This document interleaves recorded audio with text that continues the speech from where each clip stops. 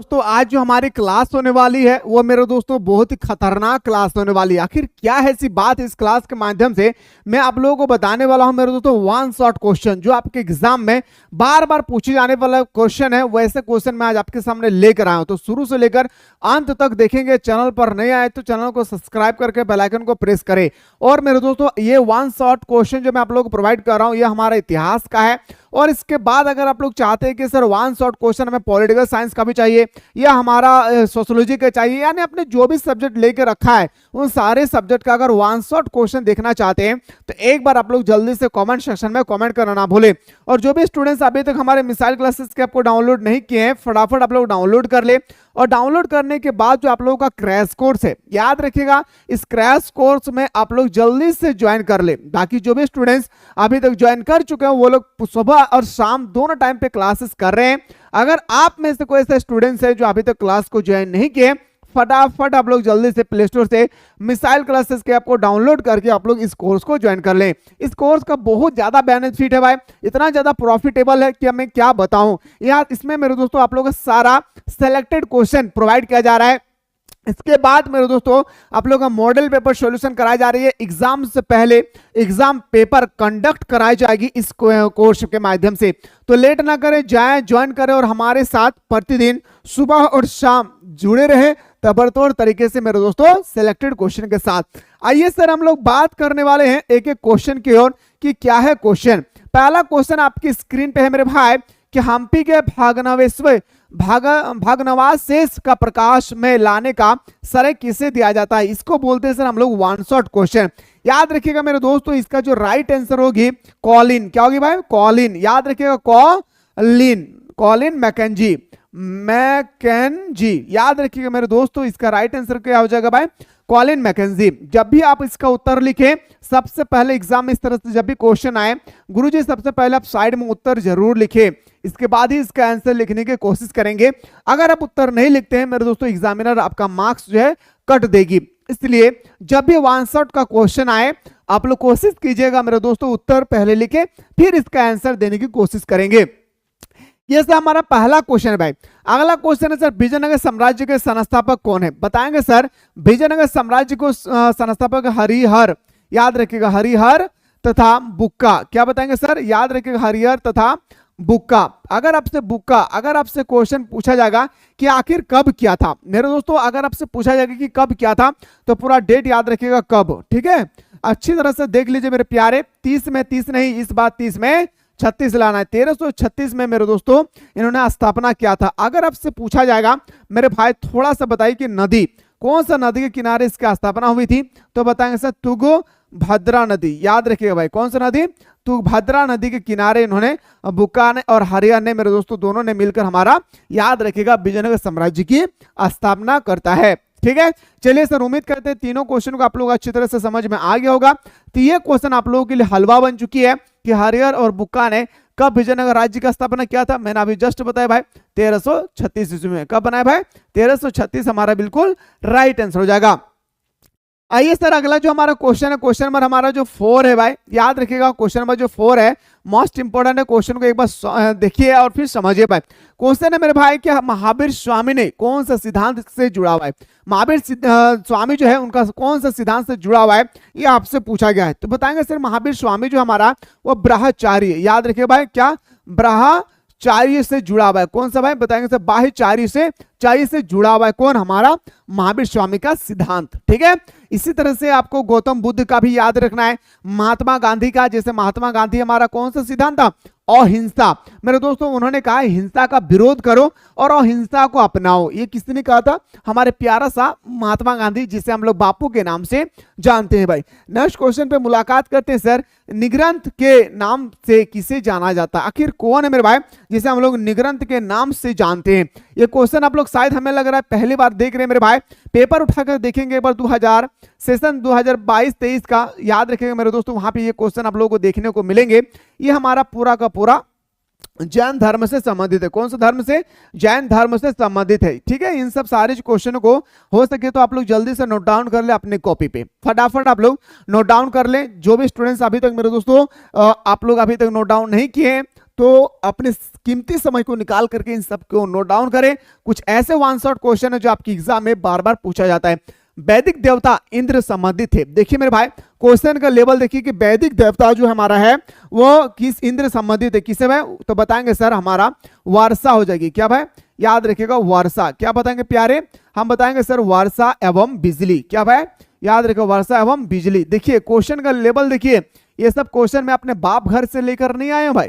हाँ याद रखिएगा, मैं अपने बाप घर से लेकर नहीं आया हूं, ये आपके एग्जाम का वन शॉट क्वेश्चन पूछा हुआ प्रश्न है भाई, ठीक है। और अपने माँ बाप से कहना कि माँ तेरे पसीने की हर एक बूंद को मैं मोती सा चमकाऊंगा, तो सपने बड़े देखना मैं पूरा करके दिखलाऊंगा। लग जाइए, 2 महीना 3 महीना जो भी बचा हुआ है जबरदस्त तरीके से तैयारी कीजिए। इतना पढ़िए मेरे दोस्त, इतना पढ़िए कि आपके गांव में आप एक मिसाल बन जाए भाई, ठीक है। तो बेहतर सर वैदिक देवता का इंद्र का संबंध किससे? तो बताएंगे सर वर्षा एवं बिजली से। चलिए सर अगला क्वेश्चन पे मुलाकात करते हैं। क्वेश्चन नेक्स्ट है सर स्मृति संबंधित है। आप लोग देखे होंगे ये टर्म जो है मेरे भाई, कई बार आप लोग देखे होंगे स्मृति। तो बताएंगे सर याद रखिएगा हिंदू धर्म। क्या भाई? हिंदू। एक बार अच्छी तरह से वीडियो को पॉज कीजिए, लिखिए इसको, हिंदू धार्मिक साहित्य। धार्मिक साहित्य क्या बताएंगे भाई? साहित्य, ठीक है। एक्चुअली साहित्य क्या है इसके बारे में आप लोगों को सेमेस्टर 1 में पढ़ना होगा, और मैं ही पढ़ाऊंगा जबरदस्त तरीके से। अगर आप हिस्ट्री और पॉलिटिकल ऑनर्स पेपर अगर आप लोग रखेंगे तो मेरे दोस्तों आप लोगों को मैं जबरदस्त तरीके से बताऊंगा धार्मिक साहित्य एवं आप लोगों का क्या है क्या नहीं, इसके बारे में सेमेस्टर 1 में आप लोगों को पढ़ना है। फिलहाल याद रखिएगा स्मृति जो है हमारा हिंदी धार्मिक साहित्य है। Hindu, I am really sorry भाई, हिंदू भाई याद रखिए, हिंदू का धार्मिक साहित्य है ना। ऑप्शन नंबर हमारे क्या हो जाएगी सर? अगला क्वेश्चन पाइए सर। नेक्स्ट क्वेश्चन है कि वेदों की संख्या कितना है भाई? याद रखिएगा मेरे भाई वेदों की संख्या टोटल हमारा 4 है, ठीक है भाई। लेकिन कभी कभी ना पूछ लिया जाता है कि सबसे पुराना वेद कौन है, तो बताएंगे सर ऋग्वेद। क्या भाई? ऋग्वेद, ठीक है। आपसे 4 वेदों का नाम कभी कभी ना एग्जाम में आती है, 2 मार्क्स का क्वेश्चन कि बताइए कि वेद कितने प्रकार के होते हैं? 4 वेदों का नाम लिखें। आपसे पूछा जाएगा कि वेद कितना होता है? 4, तो 4 वेद का नाम लिखे। तो ऋग्वेद, सामवेद, क्या भाई? सामवेद, अथर्ववेद, क्या लिखेंगे भाई? अथर्ववेद। याद रखिएगा, लिख लीजिए हो सके अपने कॉपी पे तो। और यजुर्वेद, यजुर्वेद याद रखिए। क्या भाई? यजुर्वेद, ठीक है, लिख लीजिएगा अपने कॉपी पे। यजुर्वेद, ऋग्वेद, सामवेद, अथर्ववेद, यजुर्वेद। और ये सबसे पुराना वेद है, पुराना, सबसे पुराना वेद है मेरे प्यारे। याद रखिएगा ऋग्वेद जो है, याद रखिएगा 4 में सबसे पुराना वेद है सर। आइए सर अगला क्वेश्चन पे, हमारा क्वेश्चन नंबर 9 है कि वेदांग की कुल संख्या कितनी है? अब क्या होगा ना मेरे भाई, देखिए 90% स्टूडेंट्स क्या करेंगे ना, इसको कर लेंगे मेरे दोस्तों, क्या पता है, इसको कर लेंगे वो 4। क्या करेंगे सर? ये 4 कर लेंगे, और ये बिल्कुल आपका गलत है। यहाँ पे वेद और वेदांग में जो ना मेरे दोस्तों बहुत अंतर है। वेद और हमारा वेदांग दोनों में बहुत ही अंतर है। एक्चुअली वेद किसे कहते हैं, वेदांग किसे कहते हैं, ये एक्चुअली आपको सेमेस्टर 1 में पढ़ना है। लेकिन यहाँ पे वेदांग की कुल संख्या पूछा जाएगा तो बताएंगे सर वेदांग की कुल संख्या हमारे होती है कितना? 6 होता है सर। कितना? वेदांग की कुल संख्या होती है सर 6।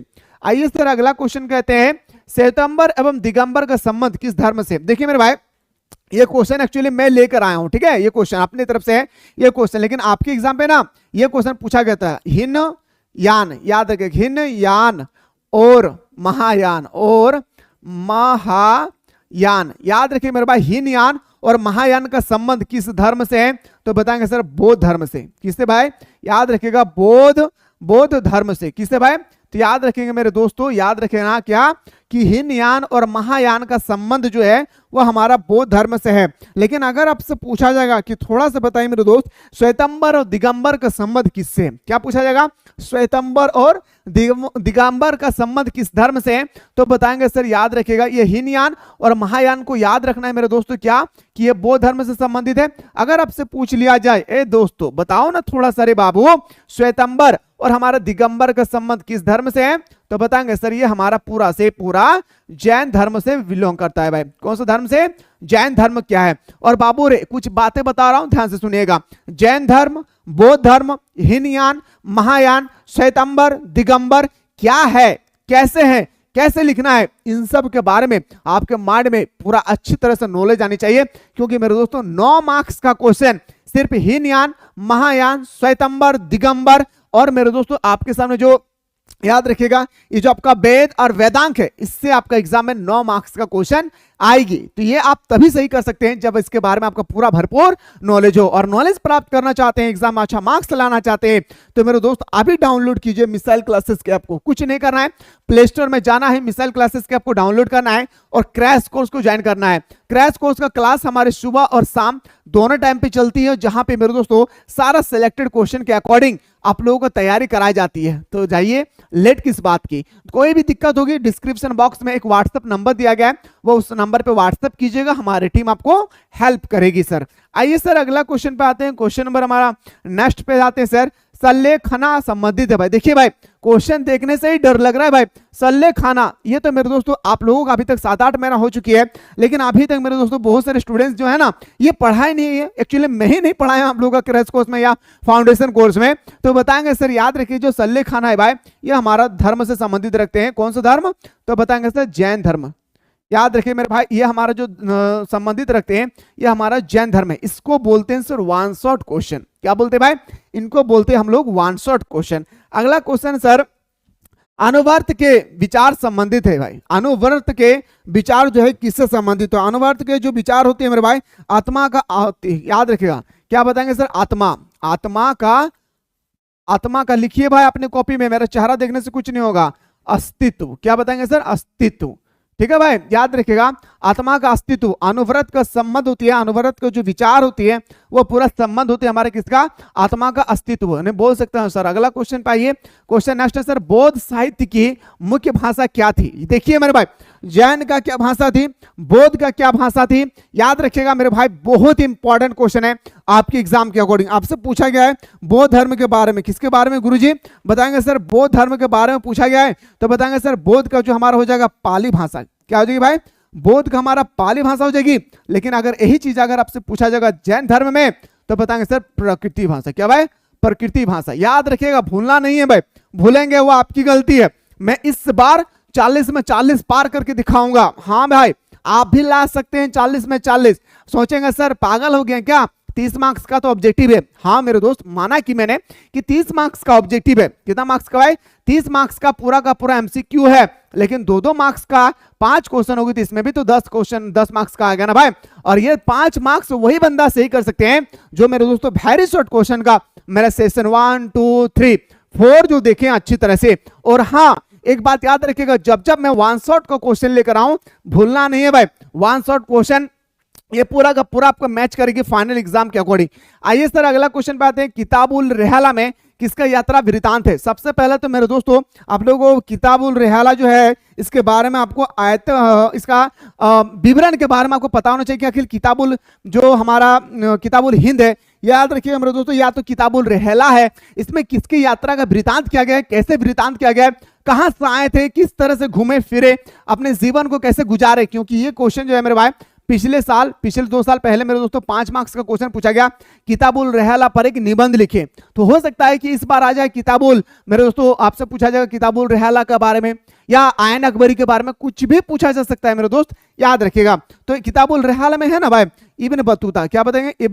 इब्न बतूता, याद रखिए, बतूता। याद रखिए भाई, इब्न बतूता के बारे में लिखा गया कि इब्न बतूता कैसे आए थे, किस तरह से भारत की यात्रा की, इन सारी यात्रा के बारे में लिखा गया है। गोपुरम का संबंध किससे है? और पेपर में लिख के रख लीजिए मेरे भाई, 2025 के एग्जाम में क्वेश्चन 100 नहीं 500% ये क्वेश्चन छपेगी कि गोपुरम क्या है। बताएंगे सर, गोपुरम जो है मंदिरों के प्रवेश द्वार है भाई। याद रखिएगा, मैं लिख नहीं रहा हूं, समझ जाइए। मंदिरों के प्रवेश द्वार को हम लोग गोपुरम कहते हैं। फिर से मैं कह रहा हूं, रिपीट कर रहा हूं, सुनेगा।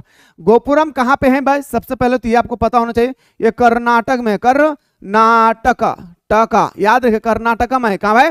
याद रखिए ये कर्नाटका में है। और आपसे पूछा गया कि गोपुरम का संबंध किसे है, तो मंदिरों के प्रवेश द्वार को हम लोग गोपुरम कहते हैं। फिर से मैं बोल रहा हूं, ध्यान से सुनिएगा, मंदिरों के प्रवेश द्वार को हम लोग गोपुरम कहते हैं। अच्छी तरह से आप लोगों को याद होगा भाई। अगला क्वेश्चन पाइए सर, नेक्स्ट क्वेश्चन पूछा गया, गोपुरम से आप क्या समझते? थोड़ा सा यहाँ पे देखिए भाई, क्वेश्चन थोड़ा सा लेवल देखिए। गोपुरम का संबंध है, बताएंगे मंदिर से भाई। क्या है? लिख लीजिए आंसर भाई, तो फिर भूल जाएंगे। मंदिर से, दोनों क्वेश्चन में अंतर है भाई, मंदिर से भाई, ठीक है, मंदिर से। अब यहाँ पे थोड़ा सा क्वेश्चन देखिए, क्वेश्चन का लेवल देखिए, गोपुरम का संबंध है, देख लिए। अब यहां पे ये क्वेश्चन पाए के देखिए, बात कीजिए गोपुरम से आप क्या समझते हैं। ये क्वेश्चन आएगा 2 मार्क्स का, ये क्वेश्चन आएगा सर आपके एग्जाम में 2 मार्क्स का। गोपुरम से आप क्या समझते हैं, उस समय लिखना है सर मंदिरों, क्या लिखना है भाई, मंदिरों के प्रवेश द्वार को गोपुरम कहते हैं, गोपुरम कहते हैं। याद रखिएगा, मंदिरों के प्रवेश द्वार को गोपुरम कहते हैं। गोपुरम का संबंध किससे है, मंदिर से।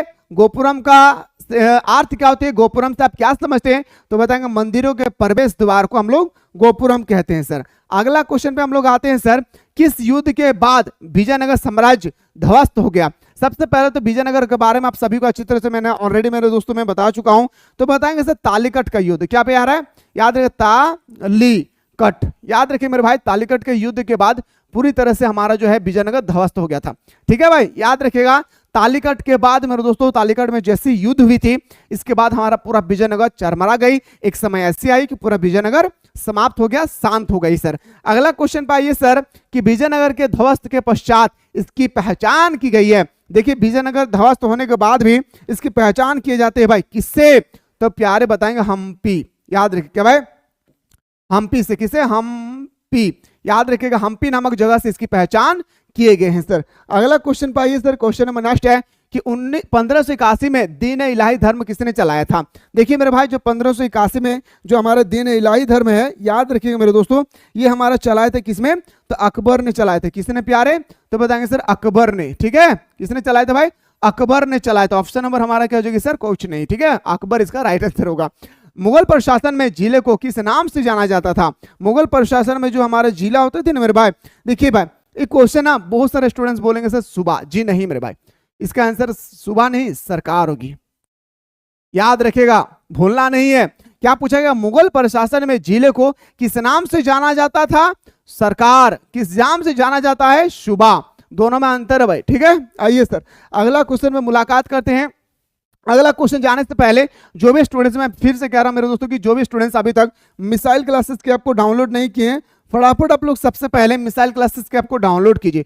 डाउनलोड करने के बाद मेरे दोस्तों आप लोग क्रैश कोर्स को ज्वाइन कीजिए और हमारे साथ सुबह और शाम दोनों टाइम पे मेरे दोस्तों हमारे साथ जुड़े रहिए और जबरदस्त तरीके से सिलेक्टेड क्वेश्चन के साथ। ऐसा तो प्रश्नों का बहुत सारा समुद्र है भाई, प्रश्नों का समुद्र का मतलब देखिए एग्जाम में बहुत सारा क्वेश्चन है, किसको याद करें किसको नहीं, किसको याद करें किसको नहीं, पर हमें ना प्रॉपर तरीके से ये समझ में नहीं आता है सर कि आखिर हम कौन सा क्वेश्चन पढ़े और हमें एग्जाम में वही मिले। तो मेरे दोस्तों उसके लिए आप क्रैश कोर्स में सारा संभावित प्रश्नों को यहाँ पे आपके लैंग्वेज में, आपकी भाषा में समझाया जा रहा है। रट्टा नहीं भाई, यहाँ पे समझाया जाता है अपने बच्चों की तरह। समझिए, समझ कर लिखेंगे तो मजा कुछ और ही आएगी। ठीक है भाई, तो जल्दी से जाएं, ज्वाइन कीजिए और आनंद लीजिए। अब आते हैं सर हमारा अगला जो क्वेश्चन है, गुरुजी इसको थोड़ा सा ध्यान रखिएगा मेरे भाई। अगला जो हमारा क्वेश्चन है, क्वेश्चन का लेवल देखिए भाई, फिर से आप लोग क्वेश्चन को देखिएगा।